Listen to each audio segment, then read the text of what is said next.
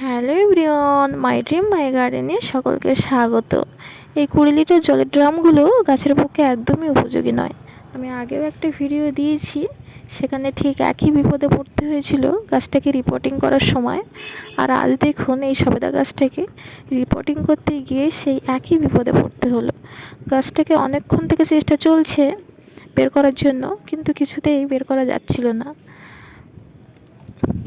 তবে ছাদে এই 20 লিটার জলের ড্রাম যতগুলো আছে সব গাছগুলোকে রিপোর্টিং করা হবে। আর এই ড্রামে তো বিশেষ করে ফল গাছ আর লাগানোই হবে না। আর দেখুন কি টানাটানি চলছে, তারপরেও কিন্তু গাছটা একবারও নড়ছিল পর্যন্ত না। আর এরকম টানাটানি করলে তো গাছের ক্ষতি হবেই।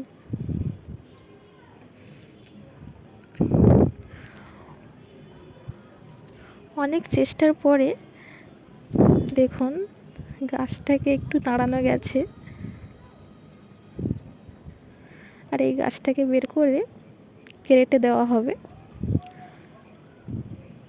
তবে রিপোর্টিং করার সময় এই মাটিগুলো শুকনো রাখতে হয়, কিন্তু এখানে সেটা হয়নি। মাটিটাকে ভিজিয়ে নিতে হয়েছে যাতে নরম হয় আর গাছটাকে বের করাও যায়। পুরো ভিজিয়ে নিতে হয়েছে, দেখুন মাটিটা পুরো ভিজে। দেখুন